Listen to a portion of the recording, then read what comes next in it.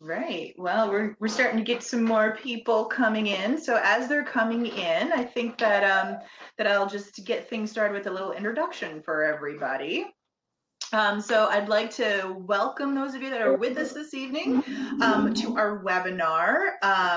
This is Mohonk Preserve's webinar on iNaturalist, the citizen scientist's best friend. Love that title. My name is Lauren Bohr, and I am the Education Outreach Coordinator here at Mohonk Preserve. And I'm going to be monitoring and facilitating this presentation this evening. So if you have questions or anything, feel free to put any questions into the chat box. There will be time at the end to ask any questions. And if something pops in your head right away, just put it right into the chat box there. So before I introduce our presenter, just a few reminders for attending this webinar.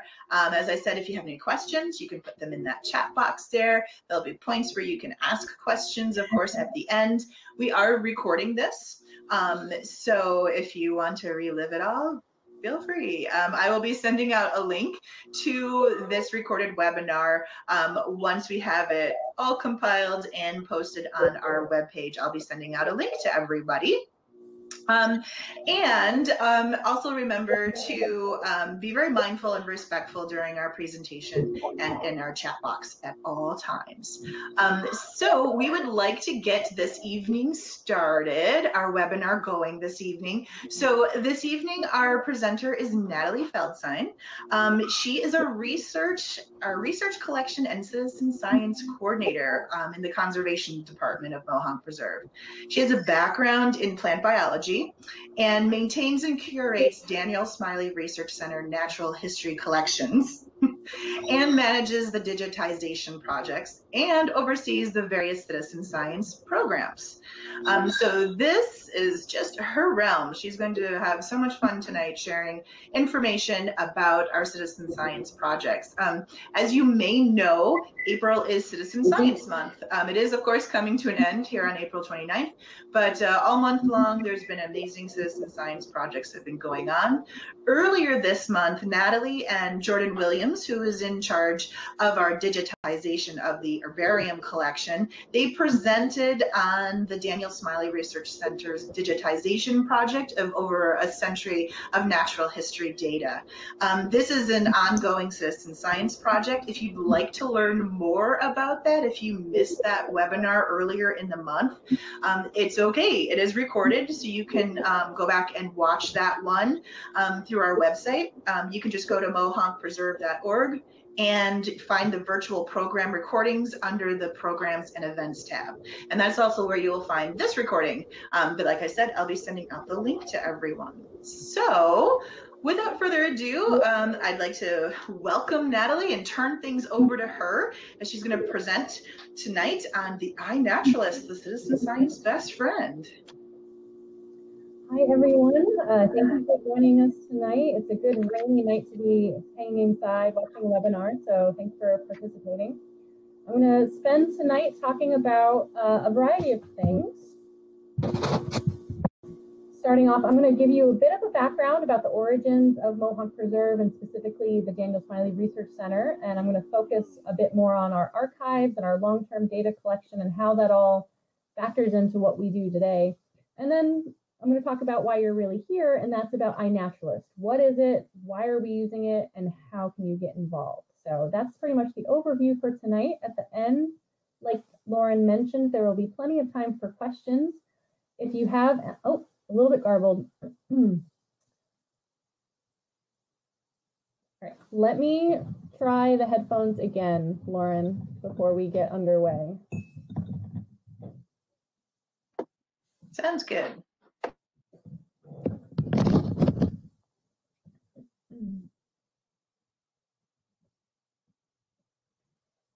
How is that, everybody?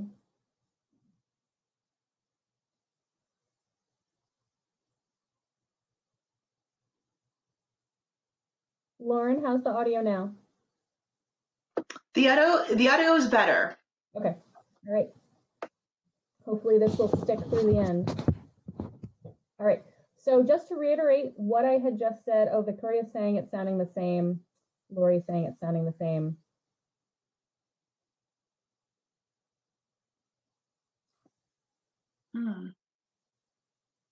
Could just be a little louder. A little louder.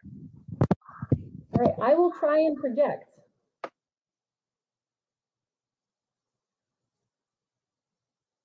Okay, so just to reiterate what the game plan is for the rest of this webinar, I'm going to go over the origins of Mohonk Preserve and specifically the Daniel Smiley Research Center. I'm going to talk to you about our long-term data collection and the power of our archives.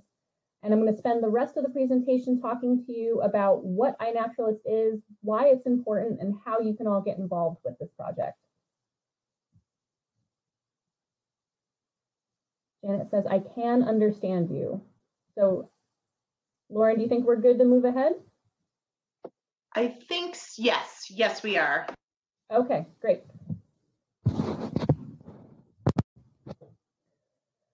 So within the Conservation Science Department, we have a few stellar staff. Myself is included in that team, but I'd also like to virtually introduce Megan Napoli, who is our research ecologist. If anyone has questions about birds, she is the best person to ask on the team. She's really good at identifying all of those migrating songbirds by their calls. We can also introduce Jordan Williams. She was with us during the last webinar we gave earlier in the month, but she came up here from the sunny state of Florida to help us digitize our herbarium collections and our natural history index card collection. She'll be working with us through the remainder of the year and into next year, hopefully. And then we also have Julia Solomon. She was formerly the director of land protection, but now she's joined our team as well, and she's now the director of conservation programs. Conservation science is based out of the Daniel Smiley Research Center. So this is a facility that's separate from the visitor center, and it's where we conduct our research out of. There we focus on a variety of different topics, including citizen science, which is where members of the public who don't typically have a scientific background can get involved with researchers and scientific staff to help out and participate in a variety of different research projects. An example of that includes our Stream Watch program, which you can see in the top right image here, where some volunteers are conducting sampling in one of our streams. We also maintain a lot of long-term research projects. A lot of those are spearheaded by Megan Napoli, again, our research ecologist, who you can see in the image on the bottom with Julia Solomon, and they're looking at hemlock woolly adelgid in the forest. And as I mentioned, we also have a fairly extensive archive collection. This includes a number of different types of research objects like specimens, research reports, those natural history index cards. We have a research library, and many other things that inform what we do today. But going back a bit further, I'd like to talk about the origins of Mohonk Preserve and the Daniel Smiley Research Center, because it's really the strong foundation for everything that we do today, especially in the Conservation Science Department. So we're going to go back over 100 years to 1869, when Albert and Alfred Smiley first came up to the ridge and they purchased property, which then became the Mohonk Mountain House. Further on down the line, Smiley descendants Keith and Dan Smiley were the initial founders of what was then the Mohonk Trust in 1963, and it formally became the Mohonk Preserve in 1978. Now, Daniel Smiley was really a really strong naturalist, and he's what I like to refer to as our original citizen science here on the ridge. He formed the Daniel Smiley Research Center in 1980 out of his own home. He built on a separate wing to house all of the library components and research archives, which you can see in that picture to the far right. And he spent a lot of time working with someone that you might know already, named Paul Huth, with him in the image on the left. Together, they formed a really strong basis for long-term data collection, nearly 60 years of collecting data and writing reports together, and it's really formed a strong foundation for the work that we continue to do now. Dan Smiley lived from 1907 to 1989, and he was really, really interested in natural history observations throughout the ridge. He went to school for engineering and was, originally supposed to get involved with running the Mohonk Mountain House, which he did, participate in that for a time. But his strong interest was really in natural history and ecology and how human use and land use changed how the ridge looked and how species interacted on the ridge. He spent a lot of time recording weather data, lake data, natural history observations, like when migrating birds arrived back on the ridge or when flowers were blooming in the spring, and pretty much just anything of interest relating to the natural world that he saw when he was spending so much time around in the woods. And from that, we now have this wealth of information in our long-term data collection. We have a really unique collection of natural history specimens and observation records that are very strongly place-based, meaning they're very much focused on the ridge and Ulster County, as opposed to other types of research projects that may be far-flung and widespread. Dan's research really was focused on a particular place, and that was the place he loved, which was the ridge. And because of his efforts, we now have over 70,000 bird records, over 20,000 plant records, 9,000 plus mammal records, and so on and so forth. So there's just so much information that he put so much time into, and now we're really seeing the value in those collections. Within the data he collected, there's a really strong emphasis on a particular topic called phenology, and this is the study of the timing of reoccurring seasonal phase changes in plant and animal life cycles. And just as an example of what that might look like in real life, there's a flowering dogwood time-lapse imagery here where you can see how it's progressed throughout the seasons. Now, in these images are all fairly distinct phases. And these particular phases are what are recorded in the study of phenology. And this type of data allows for the study of local, regional, and national ecological changes over time. Coupled with the weather data that Dan and his predecessors and Research Center staff continue to collect, we really have a strong basis for understanding how things have changed on the ridge. And in particular, our weather data is extraordinarily strong. It's been collected for over 125 years. And you can see how it has changed over time in some aspects, in that it was originally being collected manually, like you can see in the top left picture where Dan is recording temperature. Those temperature readings would be put onto a weather slip, like you can see in the middle, along with other weather observations for the day. And he also recorded lake quality data, and that has all been collected in the same place for the last 125 years. So what you're seeing in the top right is the Mohonk Mountain House boat launch with the same recording rain gauge that you can see in the bottom right. And in addition to that, we also now have the benefit of an automated weather system that was installed in the summer of 2017. So on top of this long-term manually collected weather data set, we now have expanded parameters available through our automated system as well. Why does this all matter? And why does this contribute to what we're looking for in iNaturalist? Well, I'm going to tell you a little bit more about that in the next slides. So with all of the data that Dan and his coworkers collected, we can really get a sense of how things are changing on the ridge, especially when you look at it with regard to our long-term weather data. And just as a very brief example, this is a species that you can go out and find throughout the ridge right about now, right in the early spring. And we're looking at how first bloom dates, so when a particular stand of red trillium in this case first blooms at Mohonk Preserve in the spring, how that has shifted over time since the data has been collected. So starting around 1950, we have a data set available for this particular species. And researchers will go out into the same area, look for the first blooms, record that date each year, and we can compare that against spring temperatures. So the top graph is showing you average spring minimum temperatures, so the lowest of the night, for example. And on the bottom, you also see mean spring maximum temperatures, so the highest it gets during the middle of the day. And what you can see in both graphs are those red dots are increasing, which corresponds with what we know generally about climate change, and that temperatures are increasing. We can also see that locally based on our weather data. And coupled with that, we're also seeing that the first bloom of this particular species is getting progressively earlier in relation to those warming spring temperatures. So you can see in different times, in different decades, for example, that it originally bloomed around April 28th, and it's now starting to bloom about a week earlier, around April 21st. So we're seeing really how things are changing right here on the ridge based on the data that has been collected. And how it was originally collected is very interesting, and you can learn a little bit more about that in our previous webinar if you are interested, the one that Lauren introduced at the very beginning about our century of natural history observations. You can find that through the Mohonk Preserve website.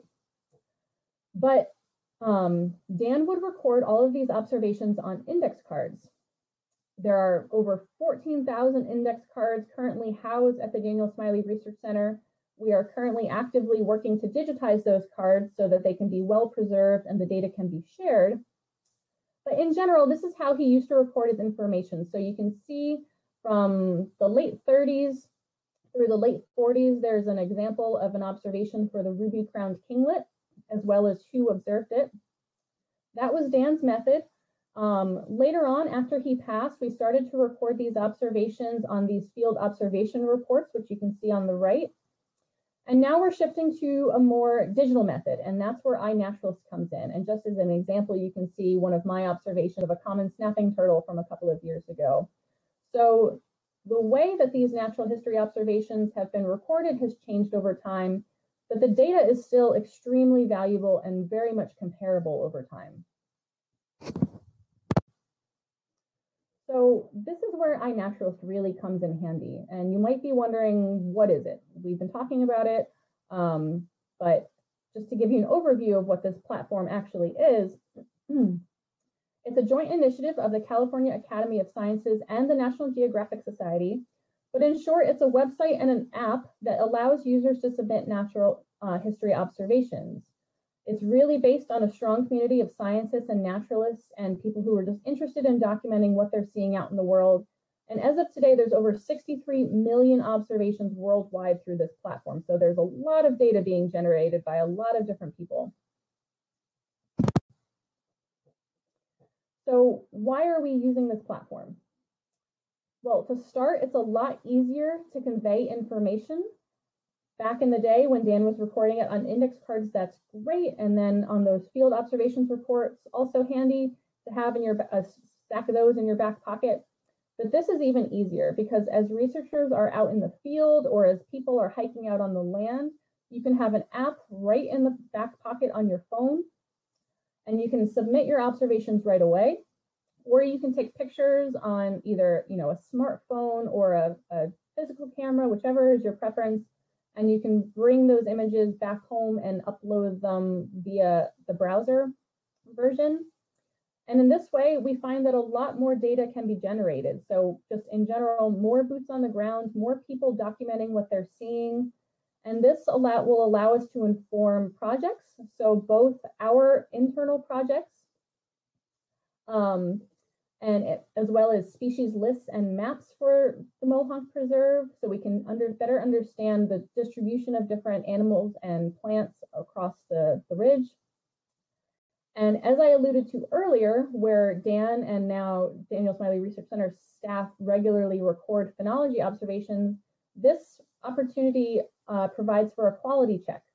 So while we might think that we have the first date, this allows us to look back through iNaturalist data as well, just to make sure that someone else out on the land didn't get to it before us and they might actually have the earlier date. So it's allowing us to cross-reference to make sure that we have the most accurate phenology first observations for each year. And in addition, iNaturalist allows us to contribute to data sets outside of Mohonk. So while we have our own projects that we're focused on, other researchers working on other projects can pull data from observations that have been submitted to our projects, and we can share information that way. So it has a much broader reach than just being housed on index cards, for example.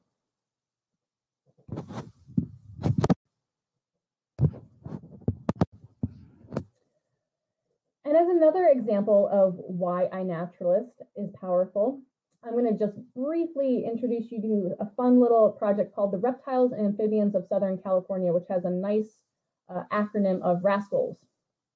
So this was really developed by the Natural History Museum out of Los Angeles to help document, as it mentions, the reptiles and amphibians that can be found in that region. And there's over 35,000 observations that have been submitted just from this particular project alone. And what they found is that this tool is actually really beneficial for supplementing museum collection data, especially from urban areas in particular, in this case in particular. So basically what that means is that museums have a wealth of data, and it's very, standardized. People have been contributing to museum data for a very long time. But what this paper in particular has demonstrated in this project is that citizen scientists have that power as well.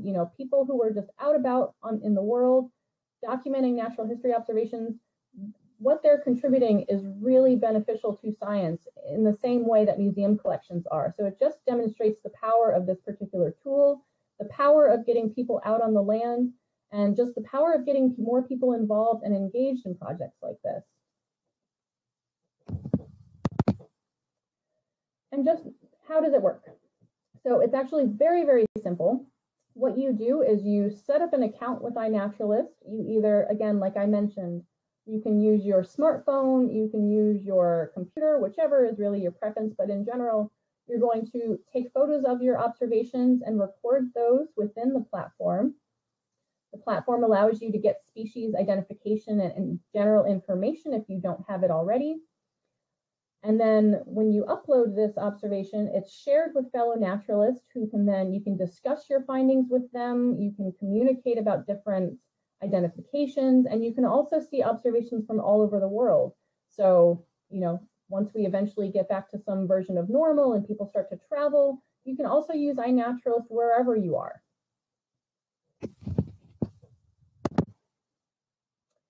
And just as an example of what it might look like within the app in terms of the information that you can gather, when you submit a photo, for example, this eastern painted turtle that's in the top left, when you submit it through the platform, iNaturalist uses an algorithm to compare that particular photo to other images in the database, and it also keeps your location in mind.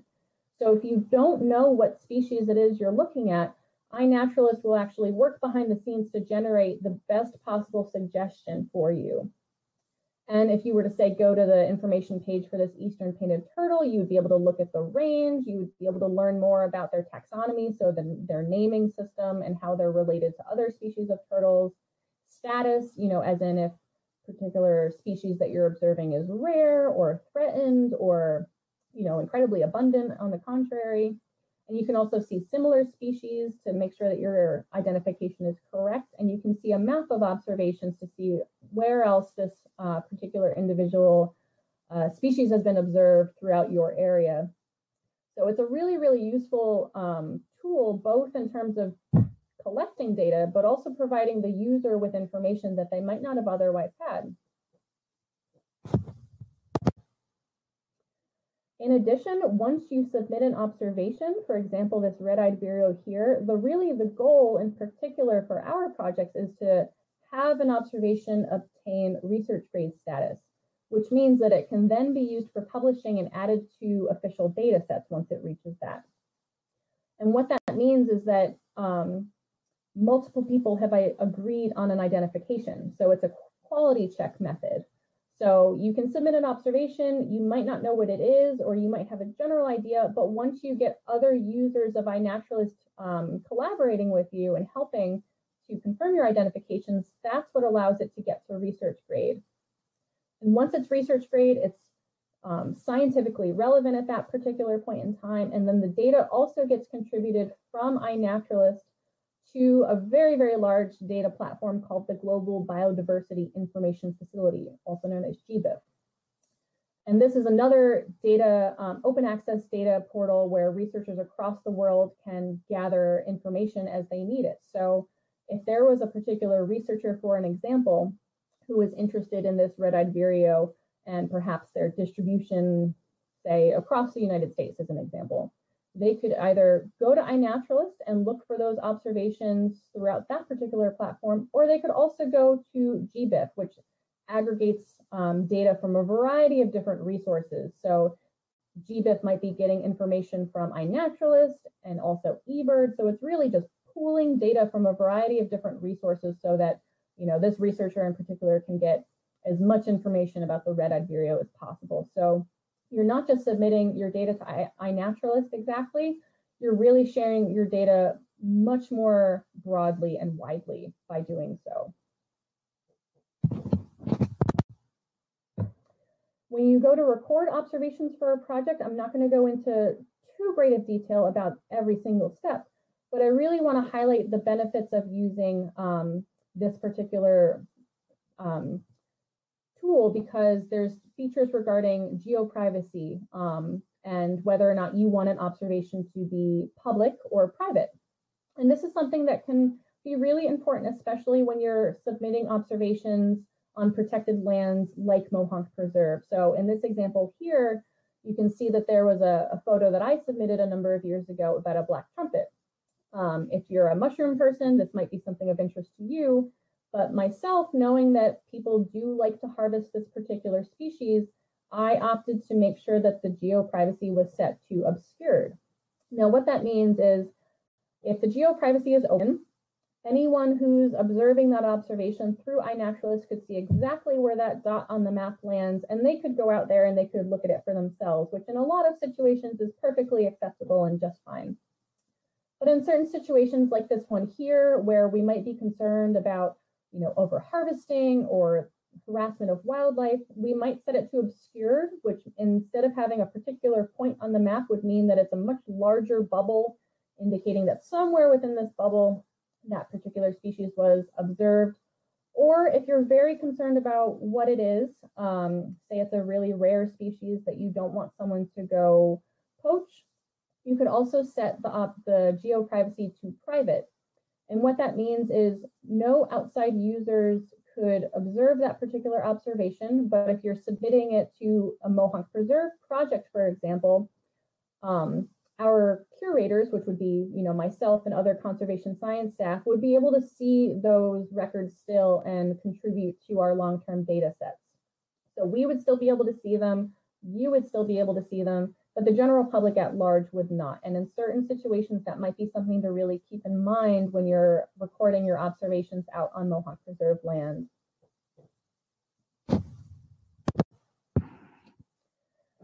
And I've had some questions ahead of this webinar, actually, from people who have been, you know, hiking throughout the preserve and working on the land for a really long time, asking about, well, what about all these old photos and observations that I've had for years? Like, can I contribute these to this particular project? And the short answer is yes, absolutely.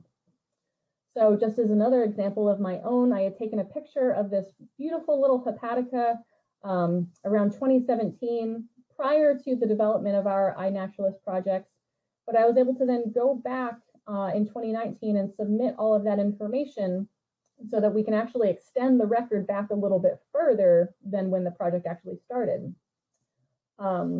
Social media can help too, because if people are sharing pictures on Mohonk Preserve, we could, you know, reach out to them and ask them to contribute it to iNaturalist. So there's a lot of different ways to garner engagement in this particular project. It doesn't even have to be, you know, someone who's out and about hiking on the lands now. It can be from anyone who's visited the land and taken observations of various plants, animals, and mushrooms, as we'll talk about in just a couple of minutes.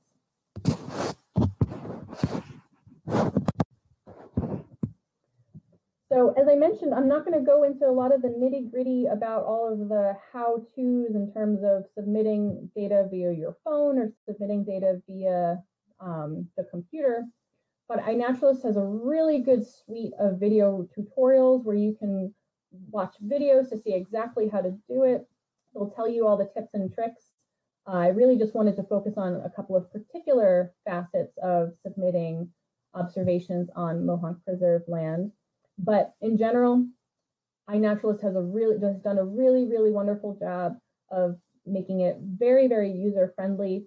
So all of those resources can be found through their video tutorials page and their About sections on their website. It's pretty intuitive otherwise. So talking a little bit more about exactly what our projects are, we've developed 3 projects over the last few years that we've piloted with staff and smaller groups that have accessed the land. And the first one that's up is the animals of the Mohonk Preserve and Mohonk Mountain House.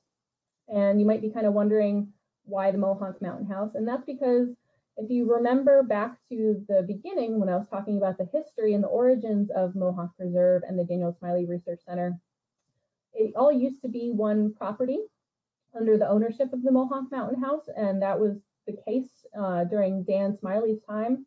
And so a lot of his long-term natural history observations took place on what is now 2 separate properties.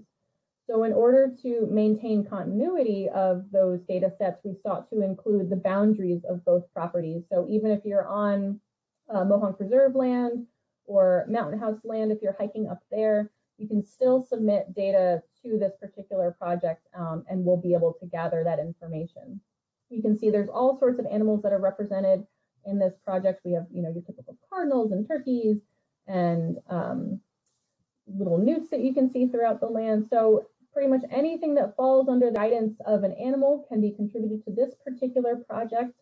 As of right now, we have almost 1,000 observations that have been recorded representing over 500 species, and we have a little bit over 130 people involved, which is really exciting. The more people we can get involved, the more data we can gather. All these projects are production projects. I believe so. I'd have to check the settings, but yes. So what that means is there's Victoria had a question in the chat asking, are these projects formatted as collection projects within iNaturalist?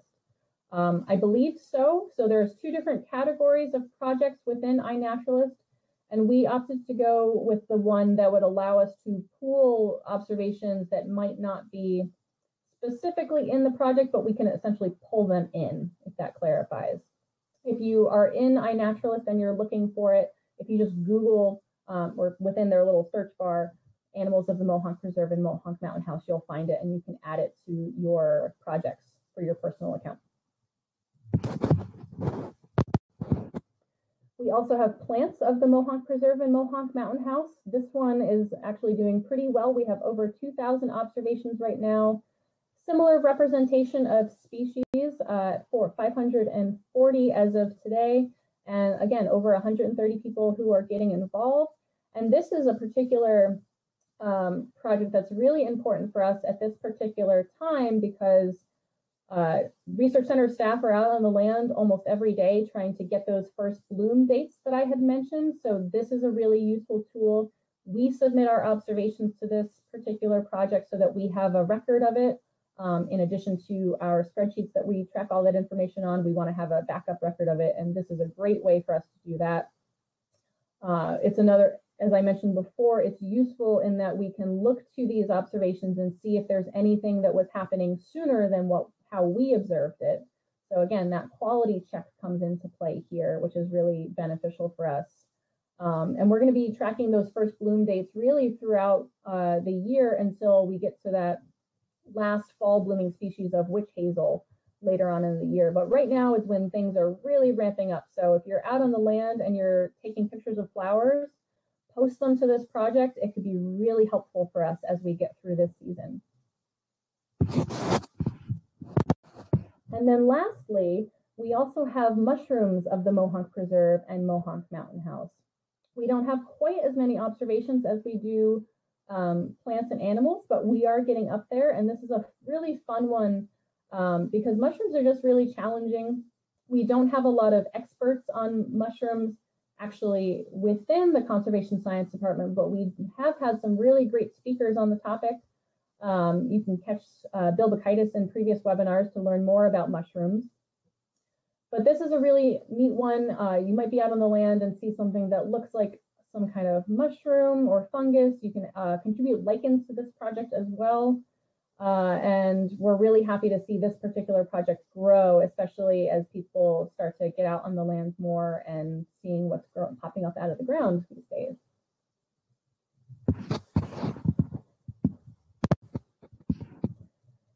So if you want more information about what conservation science does, you're welcome to go to our link here at the very, very top.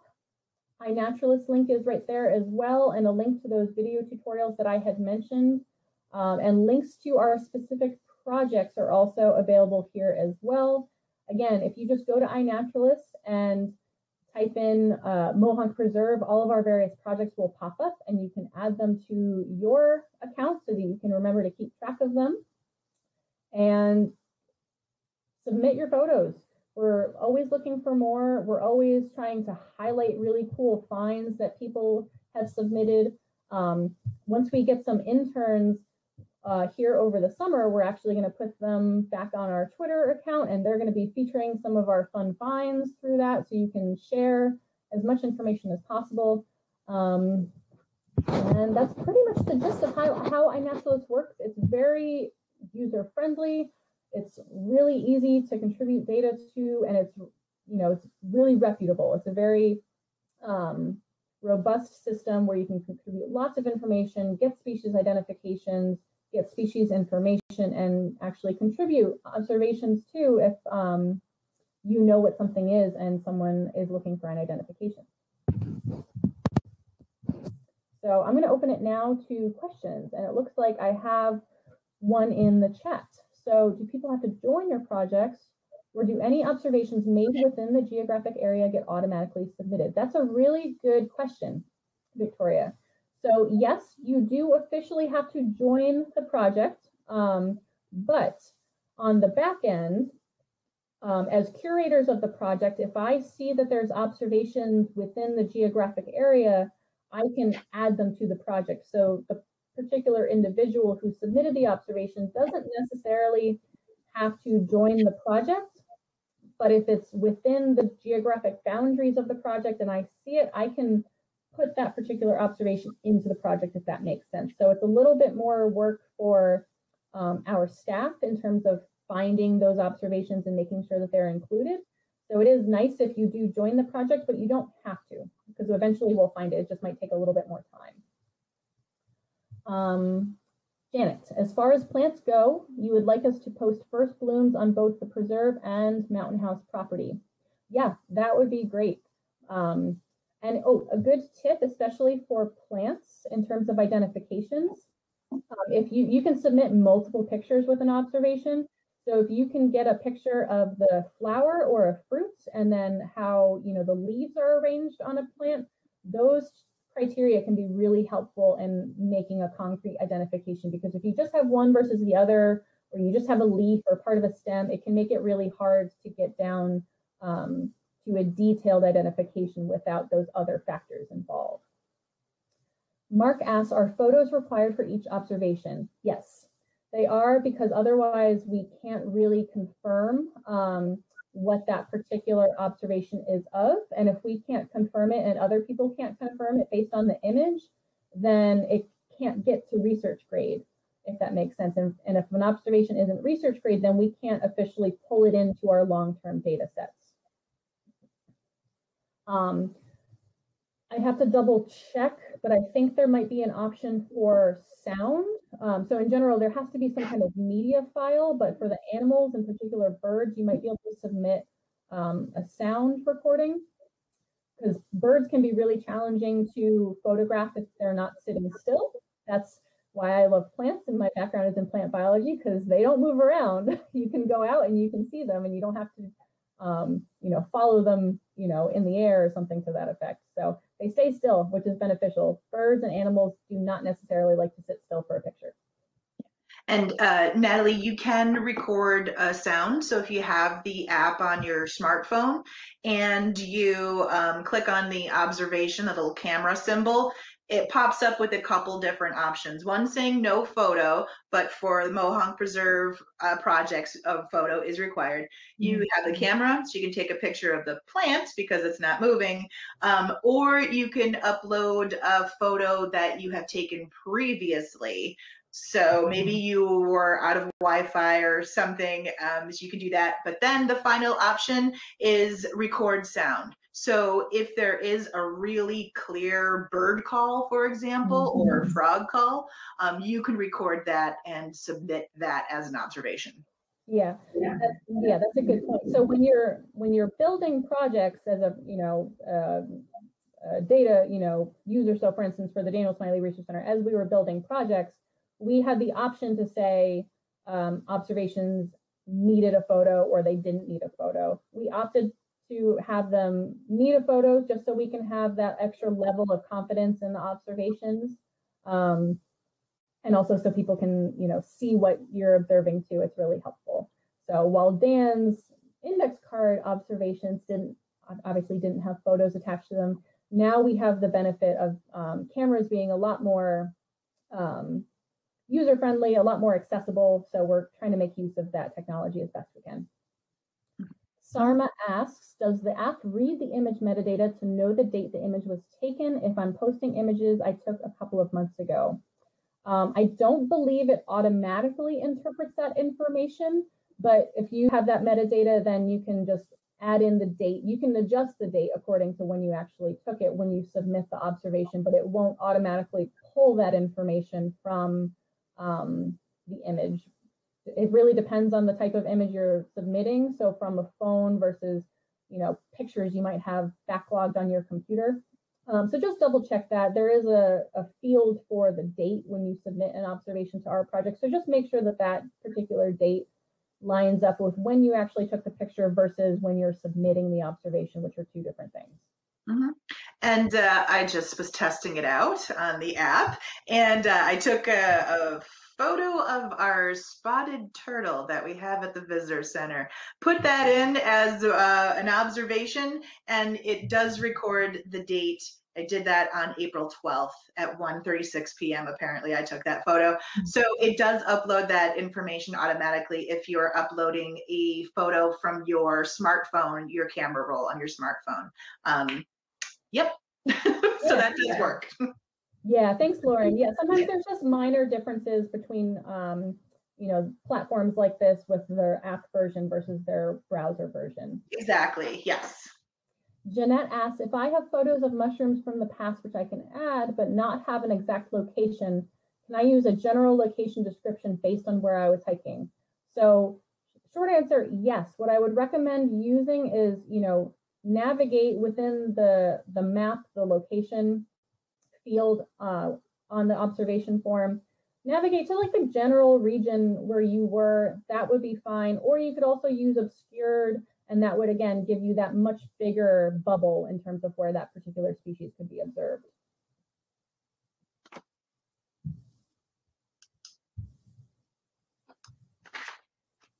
Alrighty, any other questions out there? We still have plenty of time. We do. We've got time. Yeah, iNaturalist is it can be really addictive once you really once you really get going with it. And it is really fun to use. There's a lot of different projects, as Natalie was talking about the Mohonk Preserve ones. There's a lot of different projects that are going on around the Hudson Valley. You can explore those, and of course, as she said, there's worldwide projects too. So as we can travel more, you can use those. There is also a feature where you can make a field guide. So if you are, and you should be, a frequenter of Mohonk Preserve, you can create your own field guide of the plants and animals of the preserve. It's a really fun project. So the pictures that you take, you're making this field guide. And as you're going out and about hiking, especially as new spring flowers are coming up and maybe you can't remember what that was, well, maybe last year you went ahead and created this field guide, and so you can go to that and be like, oh, right, that is a spring beauty that I'm seeing. Yeah. So there's really fun projects, and really for everybody. You know, kids, they always want to be taking pictures with a smartphone and stuff too, right? So you can get your whole family involved in creating a field guide, helping out with these projects, and just identifying some of the plants. It's a really great community too, because if you're not sure what something is, it might even, all of the suggestions that iNaturalist has might not quite be matching up with maybe what you think it is. You can list it as unknown, and it kind of puts it out there in the ether, and someone out there probably does know, and they will get back to you and name what it is for you, help you figure it out, which is pretty great. So it's a wonderful community, and it's a wonderful citizen science project in general. Yeah, and that's a good point, Lauren, because sometimes you get individuals who just love to identify things on iNaturalist, so they might not be out on the land as much actually taking the pictures, but they want to, just hang out and scroll through all of your observations and help confirm identifications. One of our now research associates, Alexis Garrettson, who worked with us a couple summers ago, she really loved, for whatever particular reason, identifying tulip trees. So she and some other random user on iNaturalist were in like this sort of unofficial competition to see who could identify the most tulip trees through the platform as possible. So, there's people like that who might specialize in something and might be able to go through your observations and add that extra level of identification. You can even use it in your backyard. So like Lauren said, you can be anywhere on the land. Of course, we want you to use it on Mohonk Preserve land, but I was just outside in my backyard yesterday, and I couldn't for the life of me remember what this particular shrub was, even as a botanist. So I just uploaded it to iNaturalist, and 24 hours later, I had a confirming identification. I was like, oh yeah, that was the species that I had identified a couple years ago. Thanks for a reminder. Janet asks, does it explain how to make a field guide on the tutorial? Yeah, so there's iNaturalist tutorials for just about every facet of the platform. So definitely take a look through those various tutorials and you'll find what you need. Mm-hmm. Oh, and how fun would it be to like have a field guide of your backyard? Oh yeah, absolutely. As I think we all could use, because I also have a plant background, and I still am like, wow. Oh yeah, you can't remember it all Yeah, I'm going to use iNaturalist to help me out here. Yeah. And I did a bio blitz at my previous workplace. This was like 2 or 3 years ago now. And even just this last week, somebody identified one of the spiders that I had, so I had a question about, or they confirmed like what other people were saying, so it might, sometimes it takes a couple of years, but yeah, people are trolling through your observations and helping identify things, so it's pretty fun. Yeah, and other projects can pull data from other projects too. So while you're submitting information to I'm just going to use the plants example because we're on that track, to the plants of Mohonk Preserve and Mohonk Mountain House, other projects like the New York Flora Atlas will also pull that information. So like almost any time I submit a plant observation, they're also pulling my data into there. So it's not just Mohonk Preserve who benefits, it's really the greater research community at large who benefits from this particular platform and these projects. Oh, for sure. Yeah, it's such a huge platform, and so many different people all over the world are making observations. And it's a lot of fun to explore the app, but also explore the website, all the different observations that are going on around the world. Yeah, and make it a game, with either your family that you're out hiking with or friends who also use the platform. That's really how we got the project started at Mohonk Preserve. We set up a contest for staff to see who could get the most observations when we were first piloting, and people had a really good time. There was a lot of, friendly rivalry in that. So it can be really fun and exciting and just something else to do out on the land. But at the same time, you're having fun and you're helping out our conservation science staff really expand their data collection. Because as we all know, more data, the better. You can get really strong analyses the more data you have. So we're asking for as much help as we can in that initiative. Oh, definitely. And, it's also using iNaturalist, and of course, we're talking about phenology, which is one of my favorite topics. And I'm hoping as well that you all are visiting Mohonk Preserve in all of the seasons. So things like trees and shrubs, taking a picture of that tree or shrub throughout all of the seasons, or even a plant with all of its phenophases. The more pictures you have, the better identification it will be, as well as with your field guide if you're making one. So then you'll see it in all the different phenophases. So when the leaves first come up, when there's a bloom, when it's gone to seed, when the leaves are starting to die back. If it's a tree, take a picture of the leaves, of the seeds, of the bark. Try and get as much information as possible, as many photos as you can. It helps with identification, and it also helps you remember like what it is down the line. You're like, what is that again? So if you have all of those different characteristics, it'll help with identification for yourself, and of course for the other citizen scientists out there. Yeah, definitely. It's a little bit harder, of course, with the animals if they're moving, but in particular for our plants project and for our mushrooms project, getting different angles in your images can be really helpful for actually confirming an identification. Yeah, this really brings out the nature photographer in all of us. I can just see everyone attending here, like getting way down on the ground to get the best angle of that mushroom or of that flower, and the little trout lilies that hang over. Like trying to get the picture. So it really does encourage you to become a good nature photographer. Yes, yes. Oh, and just as another thing that just popped in my head, if a particular species you're submitting an observation about is invasive, it will flag that as well. If it's rare, it will actually, based on either a federal or a state listing, listed as rare or threatened or something to that effect, iNaturalist will automatically obscure the data point. So if you're in doubt and it said you're welcome to do that yourself, but just know that if it is a rare species, iNaturalist will do that for you with their algorithm too. Yeah. Oh, yeah. That is really good to know, especially the rare species. If you didn't know that it was a rare species, then like you were saying during the presentation, you don't really want to tell everybody where these rare species are. It's true with owls as well. We don't like to really tell people where owls are, just because people tend to kind of harass them. Same with rare plants. We don't want people picking them and disturbing the habitat around them.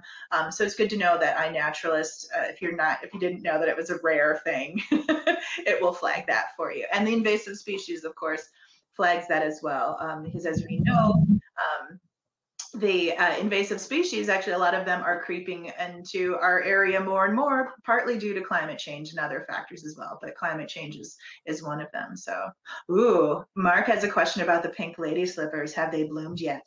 So, you're a little early. Yes, just a little bit, but we're getting close. I'd say getting really close. A couple more weeks. Yep, it's usually like a little after mid-May. But I can't say for sure what the date is, but later in May, look for them. There's always a range depending on various environmental factors, of course. But Mark, if you want to get a sneak peek of when they might bloom, I would definitely recommend browsing through the plant observations from the past few years, because you can get a sense of when we've been seeing them on the ridge. I know that that's a particular species that has been documented in the project. That's always a fan favorite. It is a fan favorite. And actually, later on in May, around about the time of the lady slippers should be blooming, we will be having an in-person late spring wildflower hike. So sign up for that. Space is limited, so be quick about it. But yes, you can register now. So for that program, so we'll do a little spring wildflower hike, and now I'm imagining like all the people who are here are going to be there with iNaturalist taking pictures. Yeah. More pictures, the better. So yeah. Mark also commented and said, okay, it seems earlier each year. So that is a really good point. As I mentioned, we have that long-term phenology data set where we've been recording first blooms. Pink lady slipper is one of the species on that list, on Dan Smiley's original list, and we've added a few species to it since then too. But looking at our weather data, looking at our phenology data, and data from iNaturalist, you can see how some of those phenophases have shifted over time, especially with warming spring temperatures. So it is a really good point. For some species, we're not seeing that change as readily, but other species, like perhaps the pink lady slipper, it's becoming more apparent. And the fact that you're noticing it here, it's not just you, we're noticing it all throughout the area too. And so submitting your observations can actually really be helpful in documenting that over time. Definitely. Definitely, yeah, and it's even the animals. You know, if you can get birds, if you can make your observations about the birds and their migration time. Those have also been arriving a little earlier, and yeah, even frog calls. The frogs are calling maybe a little bit earlier. It's the spring peepers and the wood frogs that are the first to call in the spring. So those are the ones we're hearing mostly now. Though I was telling Natalie, like I heard one that was not a wood frog and a spring peeper, but it only called for a short time, not long enough for me to identify it. So. Yep. Yeah. So if you really want to go down a rabbit hole, Google phenology or phenological mismatch, and you'll find all sorts of crazy things that have been going on. Yes.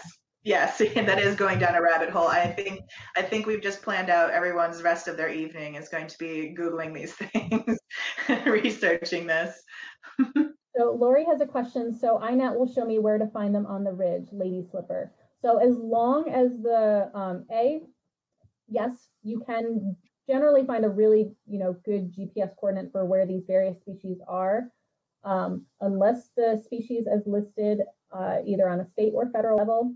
You won't be able to see an exact location. You'll be able to see like a really large radius around wherever it was identified. And you won't be able to see the location if the user submitted it as obscured or private. So if it's a public observation and there's a really discrete location coordinate there, yeah, you can find out where they are. But remember, you do need to stay on trail at Mohonk Preserve. Yes, please do. And of course, no picking.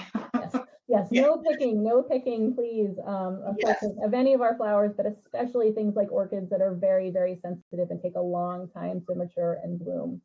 Yes, yeah, and they really need special soil conditions as well and everything. So they're fantastic to see. Stay on the trail, take pictures, get a good telephoto lens. Yeah. They're beautiful, but they're a little fussy, so don't bother them. But yeah, take pictures. Pictures are great. Those are fair game. Definitely, yes. Yeah. Well, I think. Yeah, we have 2 minutes left. 2 minutes. Any lingering questions? Any last minute lingering questions? If anything comes to mind later on, you're welcome to email me. My email is up on this last slide here. Again, Lauren will be sharing the recording with anyone who's registered. And of course, you can find my information via our website too. Yes. Yeah. And yeah, using the iNaturalist app is pretty easy. But again, if you have any questions, Natalie can certainly help you out. And those tutorials are really, really helpful. So go to those, watch lots of videos, figure out how to do this, make a field guide of your backyard. Oh, Mark has a last question saying, I'm a backcountry volunteer. Should I be careful with my pictures? I don't think you have to be exceedingly careful, especially since you are on the land in an official capacity as a volunteer. If you're concerned, again, you can submit it as obscured. That's totally fine. Our conservation science staff will still be able to see those coordinates and make sure that data is recorded. So that's totally fine. Again, for anyone who might be concerned about, where they're taking a picture, you're always welcome to use obscured just to keep that location generalized. But conservation science staff will be able to use the information that you submit. So if you're out in the backcountry, wonderful. You're officially sanctioned to be out there. We would love it if you documented what you saw while you're out in the land too. That would be perfect. You're contributing to 2 different programs at Mohonk Preserve. That's all the better. It's true. And, there are a lot fewer people who have access to the backcountry than there are people that have access right along our trails. So there's going to be a lot of great information out there of the stuff that they're seeing right on the trails. But as a backcountry volunteer, you do have access to land that most of the public doesn't get to. And there could be plants, animals, fungus that's missed. So it's good. Yes, do take it. Take pictures, obscure it if you're concerned about it, and our staff will be able to record where that is. So Yeah, so thank you, everyone. You know, we're a small team of 4 within the Conservation Science Department. We're luckily a much larger team at Mohonk Preserve in general, but with your help, I mean, it's all the better. So we really, really appreciate all the help that our volunteers and our visitors who are accessing the land contribute. So thank you so much. Yes, yes. Thank you, Natalie, for this evening. This was really great. And everyone for attending this evening, thank you so much. This has been recorded. So if you came in a little late and you missed part of it, it'll be out there for you. The link will be sent out to everyone who was registered. And again, it will be up on our website under our programs and events, the virtual programs that we have there. So thank you, everyone, for joining us tonight. Yes, thank you, everyone. Get out your cameras and help out with our iNaturalist projects. Please do. And we will see you on the land sometime. Bye, everyone. Stay safe.